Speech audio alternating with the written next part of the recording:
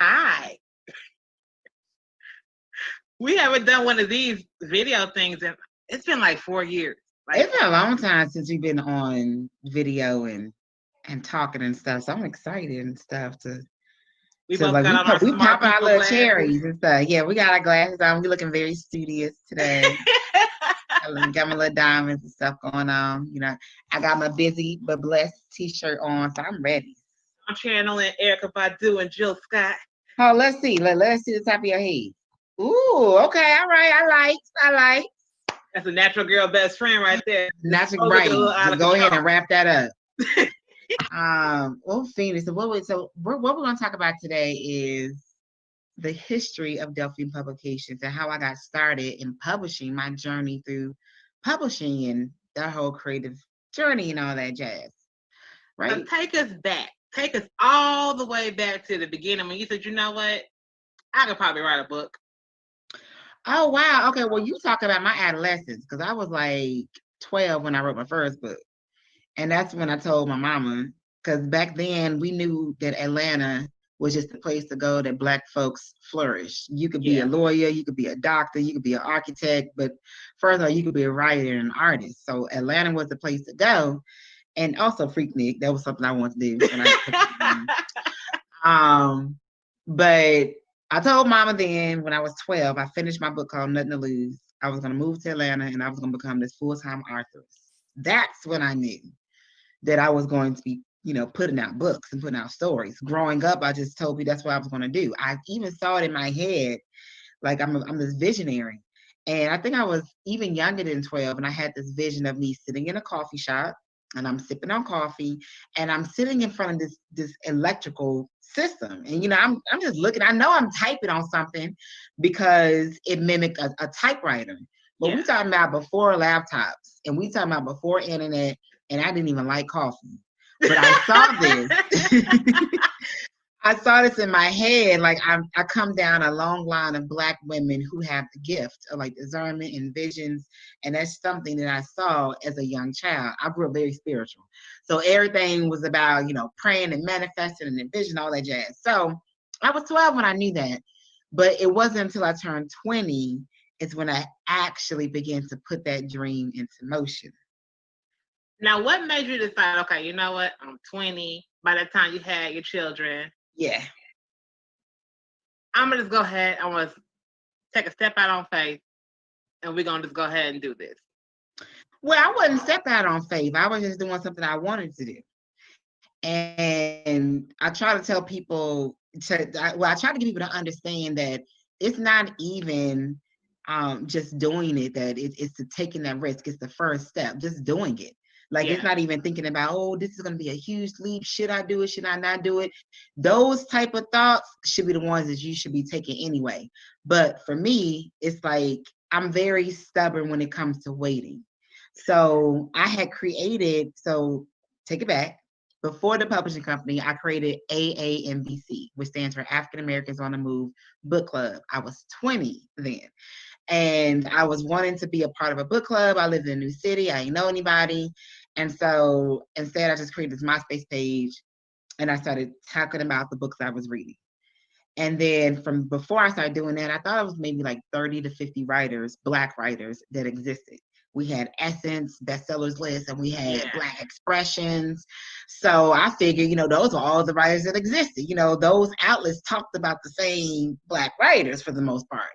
Unless you was like mentioned on Oprah magically.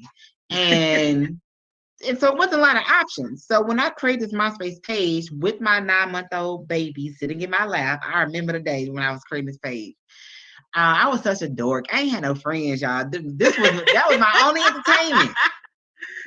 So I started this page and I started getting inquiries from writers. Said, hey, can you read my book? And I was like, oh, I've never heard of y'all. Like, you wrote a book? Where's your book? Who published your book? How you get a book out? I got a book I want to put out. Like, that's what I was thinking.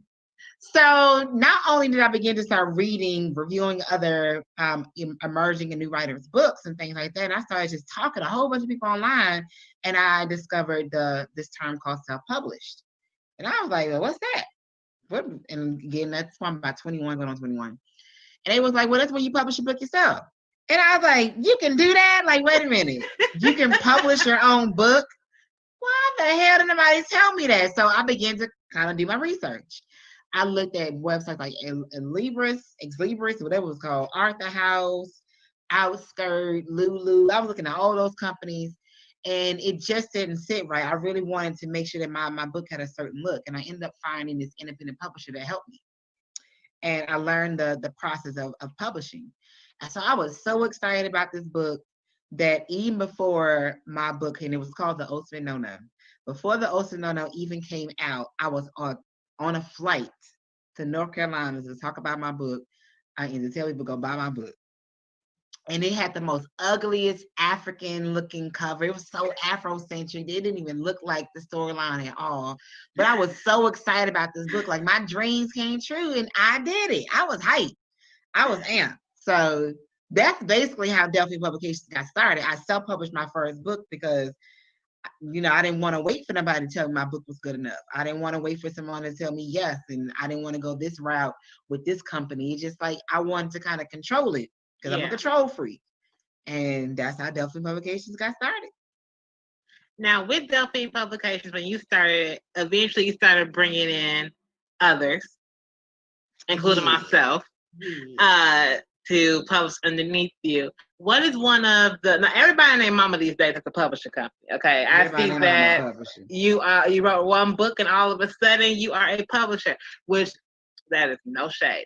But yes, it is. It's shade. You is not a publisher. You should not be publishing somebody else until you have established your own footing, your own lane, your own followership. Like you don't even know the ins and outs, the mistakes to make. Like, no, like, okay, but go ahead. That was my question. What was your biggest piece of advice? Well, you shouldn't, first of all, it takes everybody nowadays can publish because of Amazon. Amazon changed the game in every single way. So it made being independent at your fingertips. But one thing that people forgot, that when you're publishing a book, there is branding involved, there is marketing involved, there is business involved, there's contracts, there's legal terms. There's so many different elements to publishing to make it make sense, for it to work. And so when you have this tool that's easily accessible by everybody named Mama, that means that everybody named Mama thinks they can do it, and everybody named Mama is doing it. So, but when I started Delphine Publications, and I began to bring on other people, because I was doing the damn thing on my own. Like I was selling books, I was meeting everybody named Mama. I was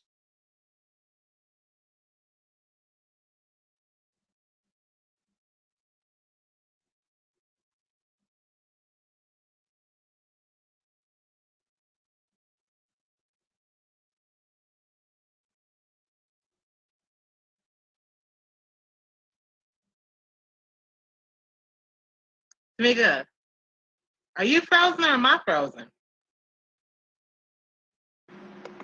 So now I give her the book and I forget that I sent the book off to Keisha because I'm still hustling. I'm doing this, doing that.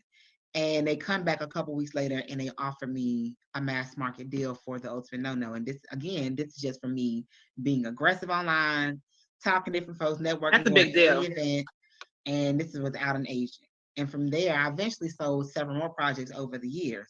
But once I began to do that, like I was showing, not technically showing, because I didn't know that's what I was doing. I just really wanted my book to be out there. And so people, either you love me or you hate me. And from day one, I had people that did not like me for whatever reason. People who never met me, didn't even know my last name. Like they didn't even know anything about me, didn't even know what my voice sounded like. They just didn't like me. The core reason that's because one day I wasn't here, the next day I was. And you know how Black folks we can be, it's like a territorial type thing. It's like a combative thing. Like this is my space, I'm gonna dominate this, and you can't come in this space. This is the cool kids, you gotta go over here. So it was that kind of, thing I was experiencing in the industry. And so I end up I end up opening up submissions. So I was like, you know what? Authors keep asking me, to publish them. And I was like, at first I was like, no, but I kept getting asked. And I built relationships with a couple of different writers, one being Felicia Bradshaw. She was the first writer I ever published. And she wrote this street fiction novel. Another writer was Anna Black, who also came up behind Felicia Bradshaw. And these two writers were the first two people, and I can't remember, it was a few other ones that came behind them. But the first two people I took on, Felicia's books didn't quite do like we wanted. But when Anna Black came, I felt the need to not only change her cover, but to change her title. And I also gave her the name of urban romance queen or something like that, romance queen, some shit like that. And so because I saw something great in her, like I felt like she was like this great talented writer. And basically, I renamed her series that ended up becoming this huge. If Blockbuster was a word for books, that was it. And it took off after I changed the name, changed the cover. I broke down her series, and we made the covers consistent. And I want to say in 1 year, no, in 1 month, I'm sorry, her book ended up being downloaded over 10,000 times, like in 30 days. It was one of those viral books, those viral sensations. And this is probably back in 2010. And then from there, I began to study my strategy. And then my thing was Delphine Publications was really branded after me and branded after the fact that I just didn't sit on a computer. I was one of those people that, as introverted as I was, I got out on the streets, off my ass. I used to go to New York. I used to stand on the corners of New York and sell my book to people, yell out, book signing, come get your book. I would take my artists on the road with me. I still do that. I still do that to this day. And I would take my artists on the road with me. We would share hotels. I would invest in marketing material, vending tables, and mentor them and coach them on the road on how to talk to their readers and taking pictures with their readers and just doing a whole bunch of amazing, great things, just building writers who to this day really can solely eat just based off of what I taught them in those first couple of years of Delphine Publications. And so by the time I was 23, I was doing the damn thing. I quit my job. I dropped out of school. And Delphine Publications is one of the biggest independent publishing companies in the early 2010s. Like, we was doing a damn thing. Like, so it was nice. Yeah, because I came across you in 2015. And let me tell you how you changed my life, okay? Oh, God. And I'm not going to cry because I'm a real thug. I'm not going to cry. I'm not going to cry. I'm not going to shed no tears. Okay. So it was 2015. I remember it was like end of May, right? I have been doing the self-publishing thing for like 3 years. Yeah, I started April 20th, 2012. I dropped out of college and I started writing. Horrible idea. Don't ever drop out of college on a whim. But for all my young people watching, but I went ahead and I did that. And I started writing for 3 years, and my books went wood. There was no platinum in sight. All right. I was really selling like a book a month, and it was my family members buying it. But my reviews were good from the strangers who did buy it. So I started looking for an agent because I thought you had to have an agent to get a publishing deal. So I started looking for an agent. Then I seen that you could query people yourself. So I was like, okay, cool. Let me go ahead and query. So I queried a few. I remember I queried Kensington and they liked it, but they had a book coming out that was very similar to it. So they told me they couldn't take it, and I was very heartbroken. But it's okay. So then I'm Googling, and I come across you and Delphine Publications. I was like, you know what? Let me go ahead and put this book out there. And see if they're going to like it. And I remember I did it right before Memorial Day because I went to Miami a few days later, and you emailed me when I was in Miami for Norma's birthday. And I was like, bitch, it's my birthday too now. They want to be with me. I didn't think you were actually going to call me. I thought I was going to be like one of your people's people, was going to call me, right? So around that same time, when I came back from Miami, I lost my job. I got fired, and I deserved to be fired, but still they fired me. So fuck them. So I was unemployed, and I get on the phone with you, and you're like, I thought you were going to interview me, but you were like ready to sign me, like right there. So I was like, oh shit, yeah, let's do this. Okay, yeah. And I remember the first thing you told me was, I'm your publisher. not your publicist. I will not be doing all your bookings and handling your brand. I'm going to make sure your book comes out and that you are set up for success. But everything else is on you. And I took that and I ran with it. And I didn't even know. I was so oblivious. I'm thinking, based on watching Jessica Fletcher with my mama for years, that that she was going to put the book out like a year later. So imagine my surprise 2 months later, the damn book comes out, and I'm like, wait, who? Me? My book? Oh, okay. Great. And it did well. And the next thing I knew, it was nominated for Book of the Year. And I was like, you know what? Hey, nobody tell me shit about Tamika Newhouse. She changed my life like overnight because I was sitting here like, what the fuck am I gonna do unemployed with a child? You know what? It's funny. It's funny and it's nice to hear your story and to hear your experience because I'm always wondering, like how was you guys experience because from the very beginning, everybody I've ever signed to Delphine, it was always to help push them forward or help them give them an opportunity. And I'm always looking forward to a way to mold and brand their stories. So this is why we always did like monthly calls. We did team newsletters. We did team events. You guys got to control your content, like even down to like the covers. You would see it before they came out on. Like it was one of those things where I just really enjoyed the process. And also, I wanted to be connected and talk to the authors that were under Delphine. So you heard from me, like we talked. You met me when we were on the road. If you got your butt on the road, and the rest was pretty much like I really enjoyed that part. Like that was fun for me. That was fun. Like the building and the molding, like that was fun. I enjoyed that.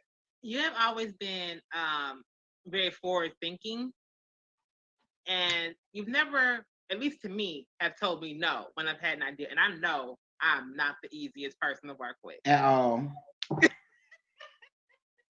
Because I get in my moods and I'm like, I don't want to talk to y'all. Right. I'm like, oh God, here she go. 3 times a month I don't feel like talking to nobody. You got one good week of the month. But you've always been like down to help, but not do it for the authors. And I think that's very important in terms of helping, not building someone's career for them, because I think when you give somebody something, they don't appreciate it as much as if you show them how to do it and then they have to build it themselves. That was, you've always embraced that part of Delphine Publications, which is why it's always been enjoyable working with you. Like you take it on the chin, even when it's constructive criticism, when it's time to get on the road, like you'll do your part, like you carry your weight. And that has always been like refreshing and welcomed. And I thank you like to the core of my bones, like just taking those things and running with it, because it made my part of your journey much easier. So, because I can sit here and say these things all day, every day, I can point you in the direction, but if you're not actually doing your part, it's not going to work. And that ultimately is actually what contributed to, Delphine Publications becoming what it is today, which is a handful of people. I got tired of dealing with writers who was not taking accountability for the lack thereof. Also, I got tired of writers saying that they were going to do certain things and never did it, never invested time or finances into marketing their projects. It was just a lot of dead weight. And because we did have the few, including myself, that was very aggressive, always on the road, always online, sometimes they feel like I was supposed to be taking 8 books with them, as if I'm the author. Excuse me. So it was like one of those bittersweet moments where I started to see like the coaching and the mentoring and the taking on the road and investing in the events and things like that. It was a little bit more of even though it was coaching and building, it crippled some people. Some people, their expectations was unrealistic. I think to the point where too, for you are so friendly. And like, I remember the first time I met you in person, we were in Miami for that book event. And the first time I met you, I was so scared. I was like, oh my God. She's like my boss and shit. I can't be out here acting ratchet. I gotta be cool with it. And you were so nice and so open. Even when I think you met my mom and my dad like a few months later, and my sister and my best friend, and you've been like completely open and just like super welcoming. And I think because you do that sometimes, people don't know how to separate friendship from the business. And me, I always say, okay, the friendship is what's outside of the four corners of the contract. Yeah. Whatever's in the contract that got shit to do with the friendship. And whatever's happening in the friendship don't got shit to do with in the contract. At all. And you're absolutely right. At 34, I have realized that you can't be nice with everybody. Like, people begin to build an expectation of Tamika, or a likeness and a love for Tamika. Like, the people that don't technically like me now, they loved me at one point. It's when I began to create those boundaries and be like, no, I need you to do this, I need you to do that. It be that no. When you start telling people no, or when you start putting your foot down, then you become the problem. So I became the problem in a lot of people's scenario. Like, it's me. And so I'm going to take that on the chin, because a part of it was me. Some things I should have never allowed. Maybe I should never paid for so many different things. Maybe I should never spend so much personal time or personal conversations, because my artists could call and talk about if things were going on in their life. Like, if they had personal issues and things going on, or they had some financial woes or things going on, or if they were sick, I would be at folks' bedside. Like, they don't talk about those things online, that, when that Tamika did this, when I didn't have enough and I couldn't pay for this, or when I was sick and down, if I couldn't leave the house, I did that to dozens upon dozens of folks. That is very true. Yeah, it's that niceness that where when you kind of get exhausted of that, when nobody's really kind of doing that to you, then they start expecting you to do those nice things all the time, and they're kind of contributing nothing. It's like, this is like a one-way street now at this point. And when I really started sticking to the business a little bit more, like, hey, on this contract, you're supposed to be doing yada, yada, yada, yada. It became, oh, Tamika must be doing this. Tamika is doing like, it became an attack on me. And I got tired of being the blame in people's failure. I'm not Jesus. What did Jesus do? Whatever. I'm not Jesus. I can't save you. I'm only a piece of the puzzle that's supposed to help you get there, folks.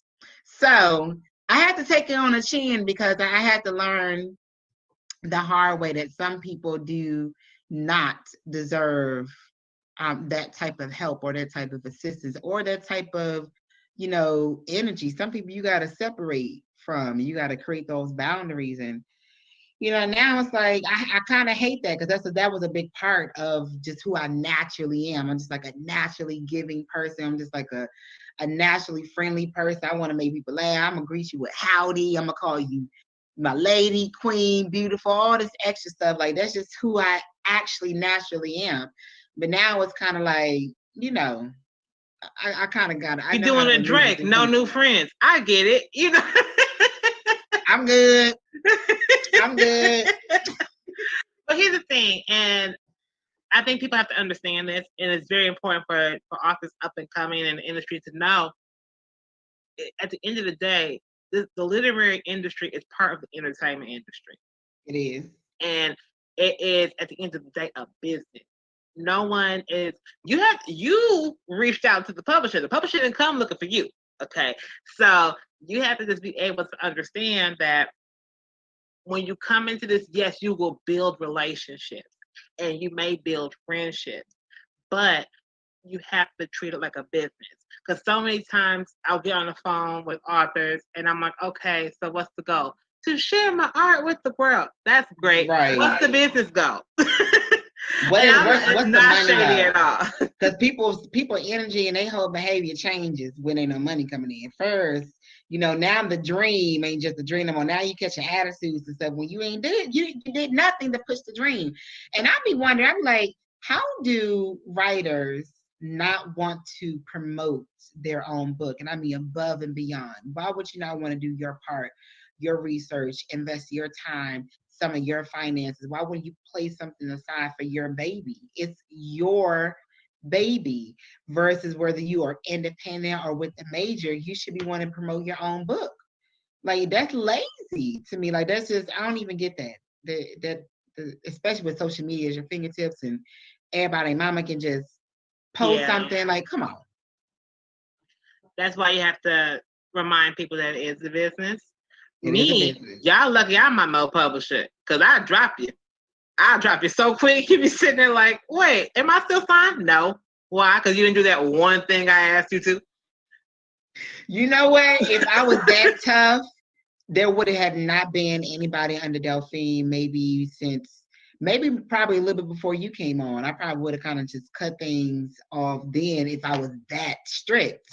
But, sometimes I didn't hold people accountable. Sometimes, I gave people chances and, sometimes I let just things kind of slide by. So that really kind of built up to that tension getting there where writers really didn't want to do much. And it was kind of just all on me, not really realizing they are an investment. You are an investment to me.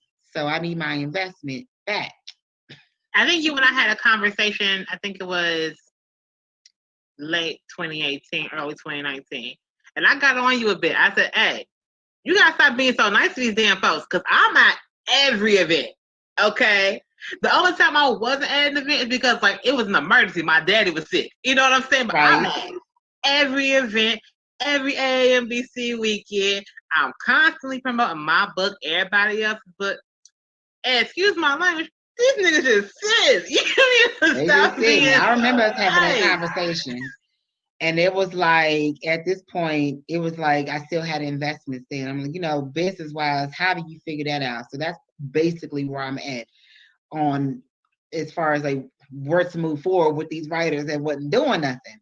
And then obviously when I began to kind of drop people here and there over 2018 and around that time, then I became like the issue of the problem. Like that's what really bothers me. Like people will speak and spread negative shit way before they spread and talk about some positive shit.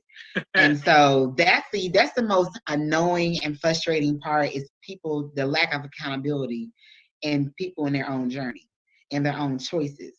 And it's always pointing the finger at everybody else or everything else a part of, except for yourself. What part did you play in this, sir or ma'am?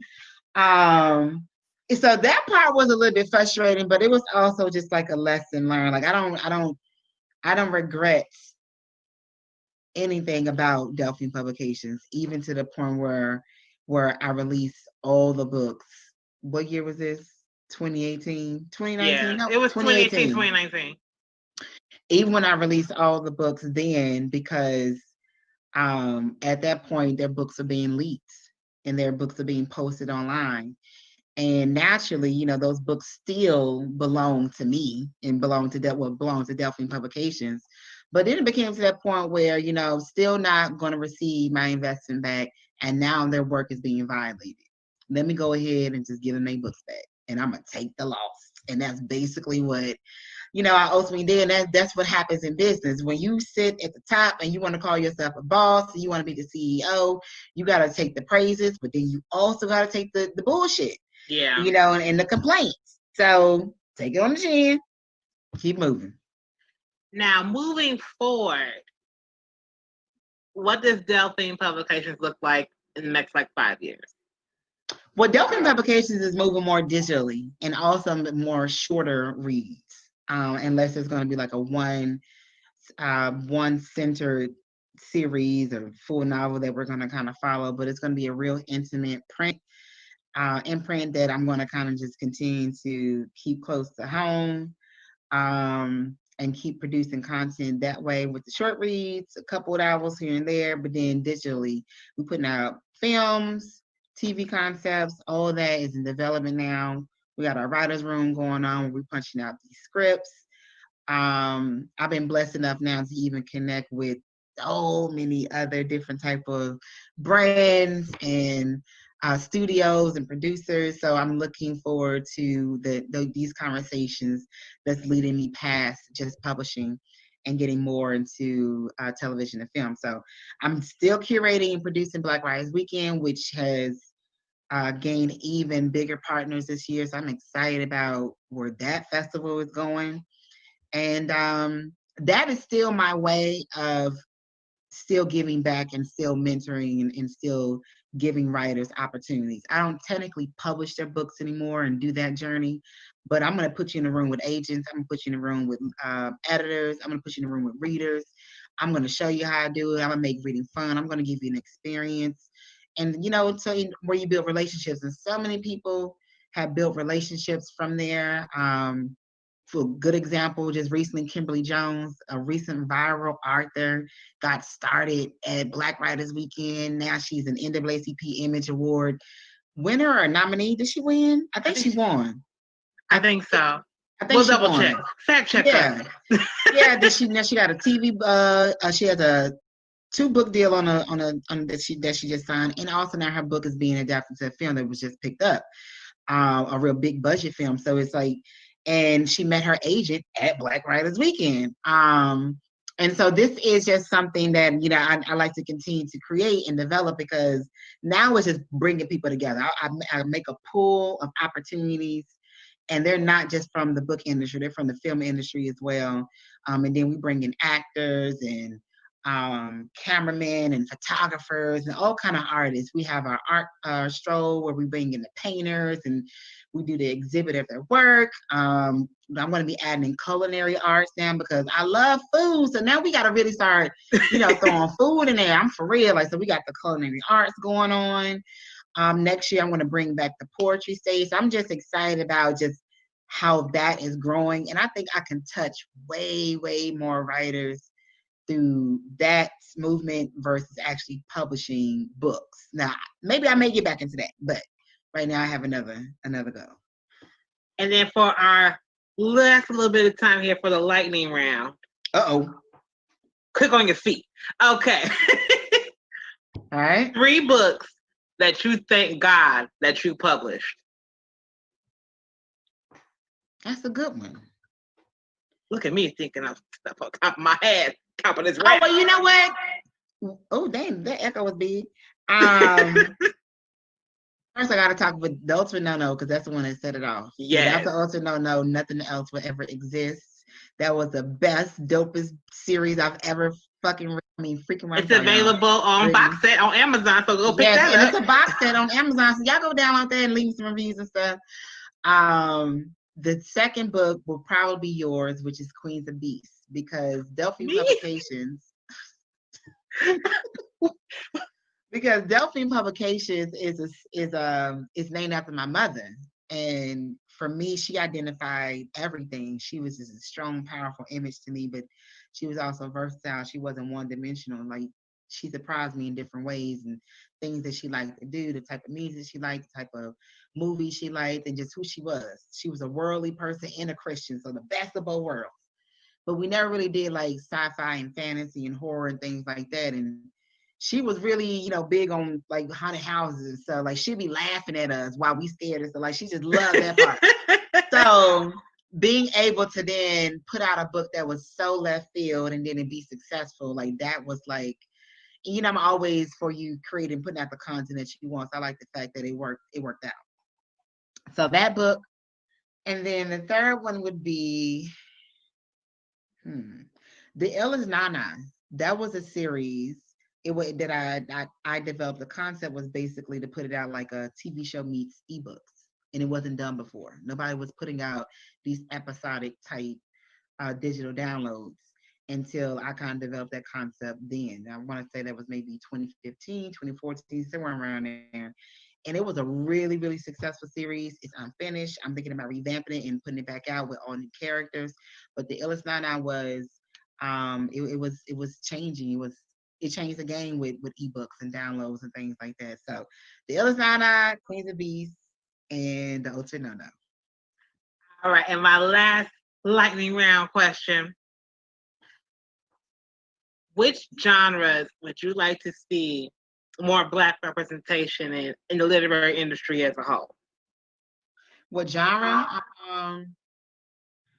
Now, what's interesting is I'm gonna go with thriller, and the reason why I'm gonna say thriller is because recently Netflix released a movie with Nia Long and Omar Epps, and I can't remember what it's called, Fatal Affair, some shit like that.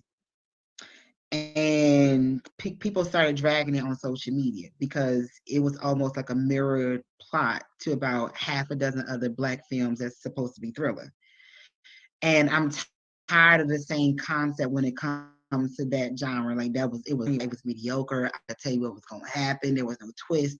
The writing was lazy. I just need people to be a little bit more creative and take the risk on writing a real authentic thriller. Like, put us in situations where bad shit is happening, because bad shit does happen. So I think that more representation of us needs to be through, and I'm actually going to challenge myself. I already told you about the title of it. Yeah. That we haven't quite did just yet, but I'm working on developing the book version of my first thriller. Yeah, I don't know what's coming out though, y'all. Maybe next year. We're gonna say next fall. Get you in line with it. I know I want to talk. Yeah. Okay, yeah. I know I want to talk. My writing process. I know. I'm trying to make it work. I'm gonna make it work, man, because it's a story I still want to tell. Well, I appreciate you taking the time today to have this conversation. We covered a lot of stuff. Time went by so fast. We covered a lot. I know, right?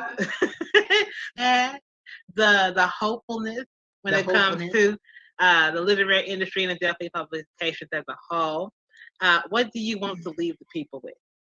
I want to leave the people with, don't be afraid to take those images in your head and make them your reality. It does take time, consistency, and also discipline to be able to manifest your dreams and for these things to actually be true. It is possible, but you got to be willing to do the work, and you got to have those characteristics of being disciplined, staying consistent, and also do your part.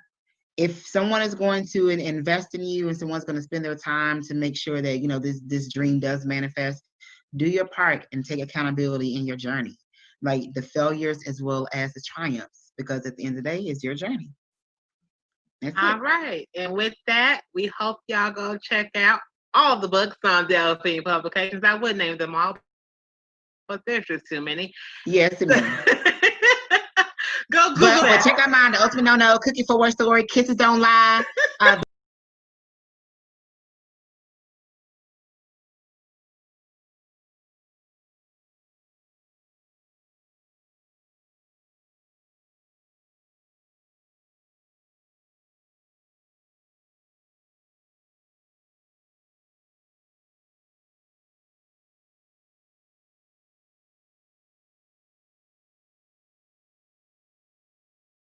Coming later on this year. All right, y'all. I enjoyed this. Phoenix, I have enjoyed this conversation. I have enjoyed our journey. It has been 5 years. I look forward to 5 more, plus 5 more, plus 5 more, and to continue on forward and on. All right, y'all. Have a good night or day, whatever time you're watching this. Right.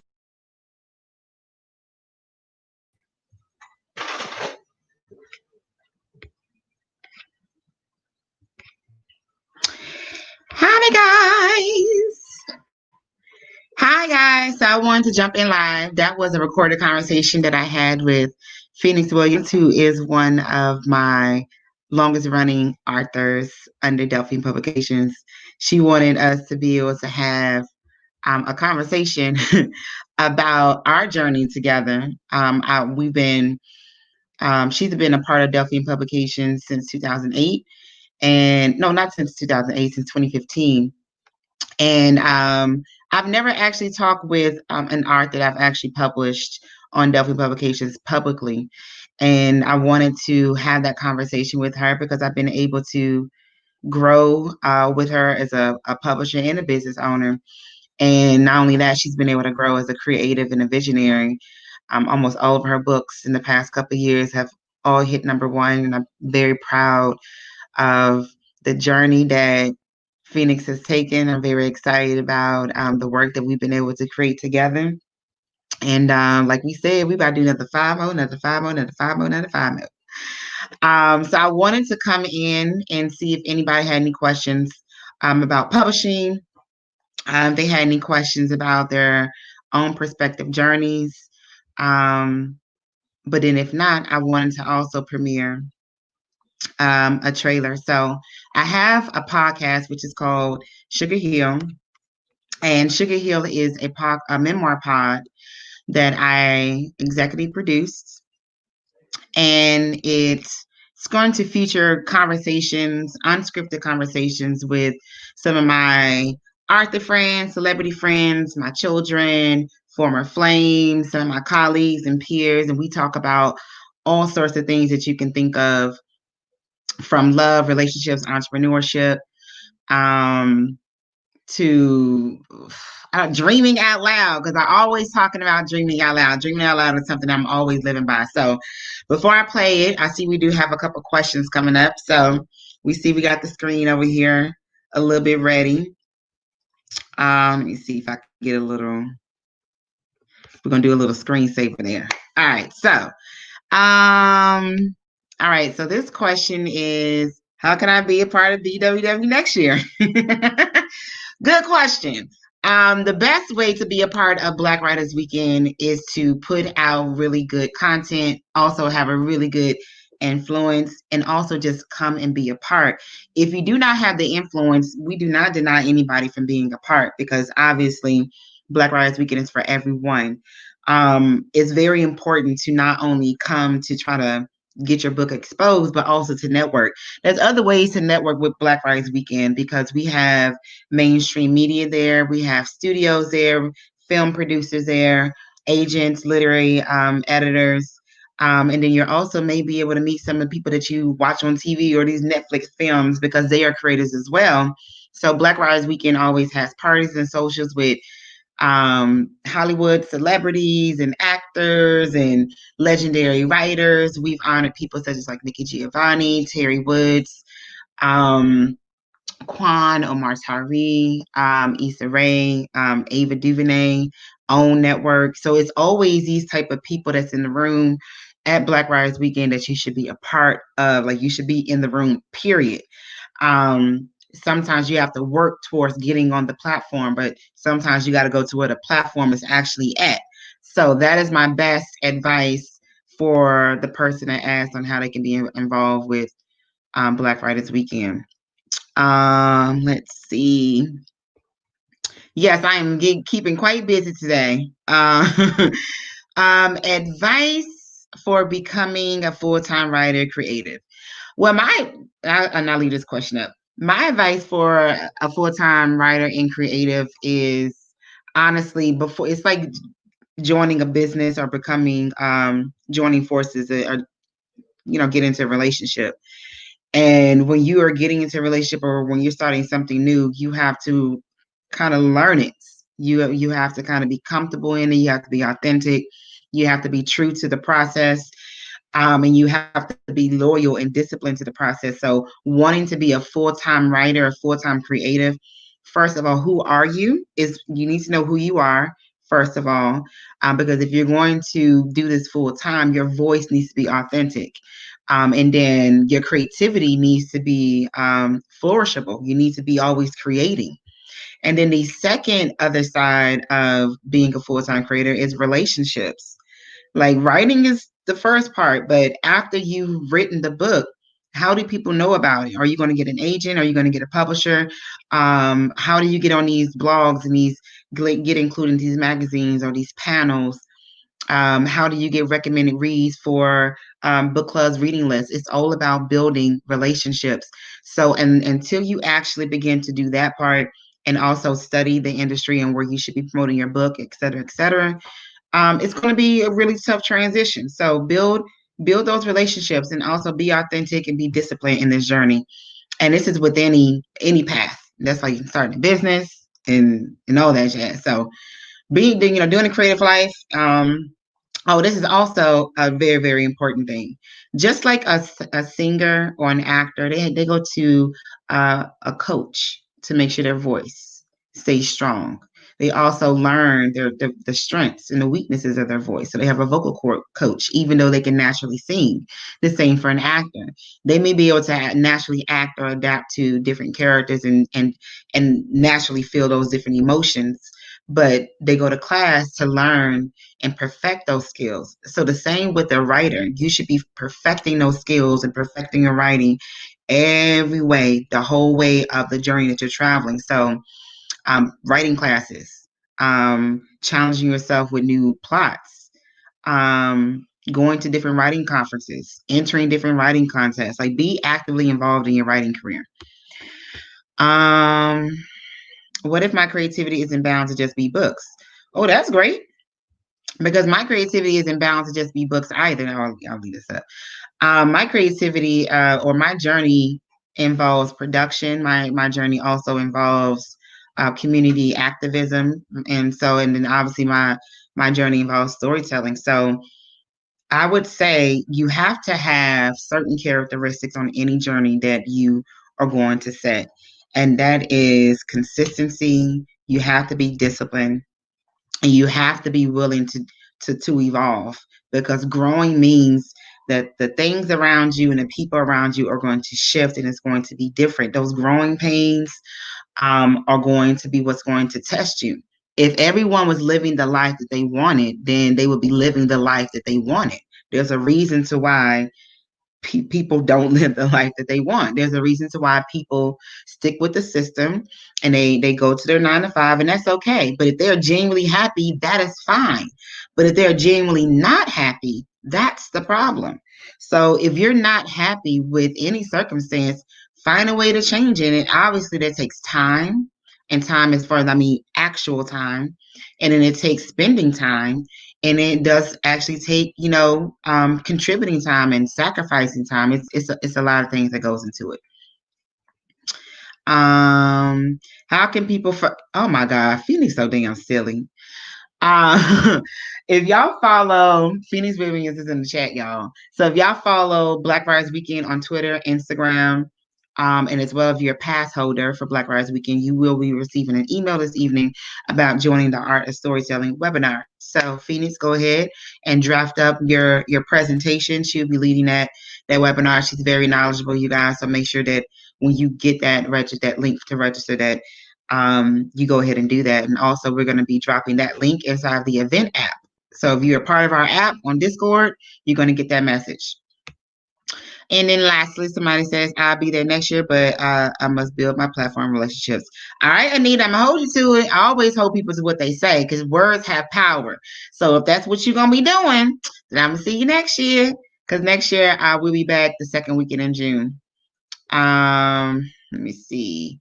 And then Miss Faith left a comment about being behind and being spit behind scenes. I totally understand. Hey, Faith! Okay, so for people who do not know Faith Knight is a writer who I met my very first year out in 2009. I want to say that year we were both nominated for an African American Literary Award, and we actually met in New York City. And she actually sat on the plane behind me with Eric Jerome Dickey. That's when I met Eric Jerome Dickey for the first time. And that's crazy. I actually remember that memory, because I don't even remember a lot of stuff, y'all. But hi, Faith. Hope everything's been well. Okay, and last question, and then I'm going to run the trailer. Again, I'm going to run the trailer for Tracy Tamika. Oh, wait, it's 2 more questions. I'm going to run the trailer for my original podcast series, Tracy Tamika, in just a moment. Phoenix asks, what is the one thing you wish you knew in the beginning? Ooh. The one thing I wish I knew in the beginning, I'll look it up, is the power of no, and the power of no in every way. The power of no in business, the power of no in relationships, the power of love in family, the power of no in my own personal journeys. You can't try, you can't do everything. So just being comfortable with saying no, and not technically wanting to hurt people's feelings, but everybody don't deserve, opportunities. So everybody don't deserve that conversation. Everybody don't deserve that time. Everybody doesn't deserve that resource. And as you grow and get older, you begin to kind of identify the people that's worth your energy and your time. So The power of no is what I wish I knew in the beginning. But maybe that's probably why I be glowing these days, because I be saying no so much. Let's see. And how do I start the process of writing my first book? The process of writing your first book, well, if the book isn't written, then that's the first thing that you have to do. You have to actually write the book.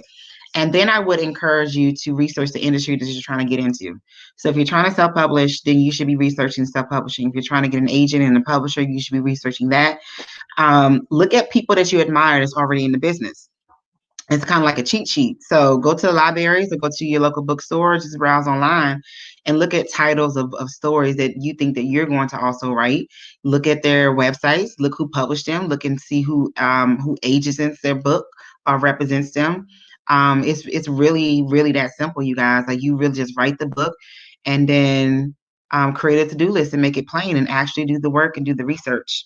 But it does take time. It does take investing finances. It takes all those things. So that was the first step: writing, then do your research, because all of this is trial and error anyway. Life is trial and error. I've learned that. So I'm going to remove myself out of the frame, and I'm going to play my trailer for the second season of Traces Tamika. It is currently streaming right now on what is it streaming on? It's on Pandora. It's on Apple Music. It is on Spotify. It's on a lot of different streaming networks. And also, if you go to my website, which is tamikanewhouse.com, you'll be able to see my own show notes and things that I do behind every episode. So you get to see the episode, but on my website, I take you behind the scenes. And once you watch this trailer, you're probably going to want to know what I'm talking about. So I encourage you to go to tamikanewhouse.com. And yes, I'm probably singing on it. Anita, you must know me because I'm always singing, and I'm singing off key. Off key. I don't know how to sing, but I love singing.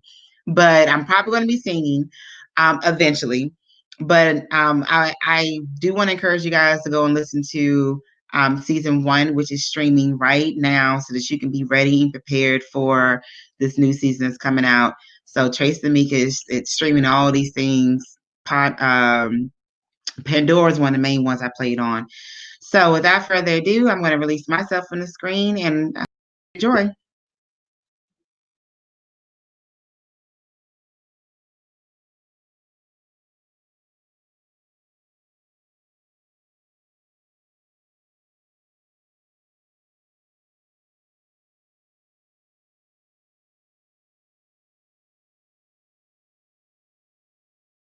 Been like? Let's start with an easy thing, right? What has your love life been like? Passion and love makes people do crazy things. I have over the years experienced horrible encounters with this man. I remember one day calling you on the phone, and I was like, Nick, I just need you to stay on the phone with me, because I think this is gonna be the night that he's gonna do something. School was awful. My relationships with everybody in there was deteriorating. My dad usually wasn't there. He was gone for like hours at a time. I barely saw him. I was usually hungry. It's not really a healthy balance. There's some men that are there. What I've seen with a lot of men, if they break up, they're fighting you. Hi guys, my name is Tamika Newhouse, best-selling author of Sugar Hill and the publisher of Delphine Publications, and you are tuned into Traces of Tamika Season 2, The Other Side of Healing.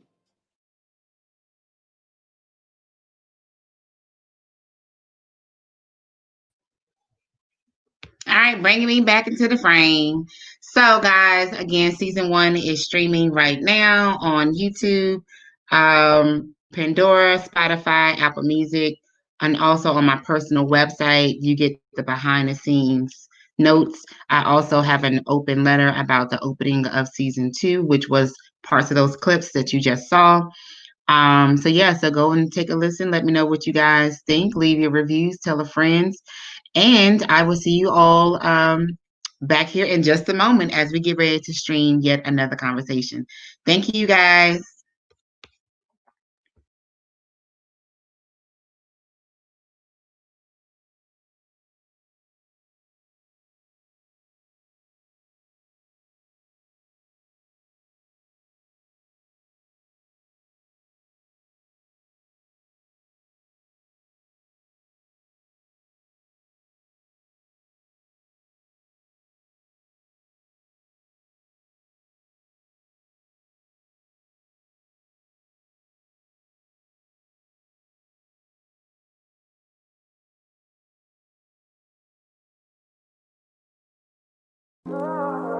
Creating a space like this for creatives is important because a lot of us don't know how to engage with other writers. We're naturally introverted. Sometimes we get writer's block, and we need to connect with one another, feed off of each other's energy, and see what we can get from that. Because sometimes creating, you gotta reattach yourself to the world, attach yourself to other people like yourself, and see what you guys can come up with. So every week, we gather creatives. We get them to be vulnerable. We create these writing exercises, and we challenge them to tap into parts of them that they haven't before. Every week, we join together at HQ Arvin, which is at 228 Arvin Avenue in Atlanta, Georgia. We start at 7 p.m., so make sure you're there every week. Bring your journals, bring your laptop, and be ready to create and gather with your other fellow creatives. Our stories, our voice, our history hasn't always been welcomed. But we learned long ago that if America won't celebrate us, then we will celebrate our own, told our way, on our time. Today we have thousands of Black creators in film. Thousands of books are on the shelves of stores around the world. But it wasn't always as easy. For Lena, for Hattie, for James, for Zora, for Langston, we fought for a place in American history, and we've empowered our own voices, keeping our stories alive. Remember Philando, remember Mike, remember Trayvon, remember Sandra, remember Oscar, remember Brianna. No more will Black voices go unheard. No more will Black stories go unread. We will write our own history and create our own legacies. And each summer in Atlanta, we will gather. We will celebrate. We speak out. Black voices matter. Black stories matter. Black lives matter. Everybody has a story to tell. Make sure that you tell yours. Create your story. Dream out loud.